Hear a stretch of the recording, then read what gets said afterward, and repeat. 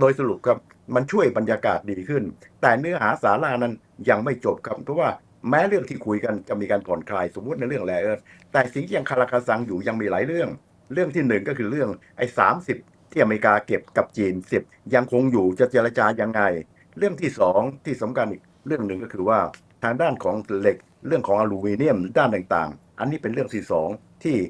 มีแนวโน้มที่จะกระทบกับทั่วไปอันนี้เป็นเรื่องที่สองที่เกิดขึ้น เพราะฉะนั้นในกรณีอาจจะกล่าวได้นะครับว่าและเรื่องที่3อันนี้เป็นเรื่องยากมากเรื่องของการควบคุมเรื่องเทคโนโลยีโลกอะไรครับพวกที่สำคัญที่มีต่อจีนอันนี้ยังเป็นเรื่องที่ไม่มีทางจบลงแน่นอนเพราะเป็นแนวนโยบายพันว่ากันไปแล้วแนวนโยบายเรื่องของการผ่อนคลายการค้าระหว่างจีนกับอเมริกานั้นบรรยากาศฟังดูแล้วมันดีขึ้นจริงแต่การที่จะไปสู่เรื่องของการข้อตกลงหรือเรื่องต่างๆยังต้องใช้เวลาพอสมควรเลยครับและในที่สุดมันไม่ได้จบลงแน่ มันจะต้องมีการเก็บในระดับหนึ่งเพราะว่าสิ่งที่ทำต้องการนั้นต้องการที่จะเรียกว่าทำตามฐานเสียงเพราะฉะนั้นพูดง่ายๆเพียงแต่สร้างความรู้สึกดีขึ้นและอาจจะผ่อนคลายนิดๆหน่อยๆแต่เนื้อหาสาระยังเป็นเรื่องต้องคุยกันอีกนานครับ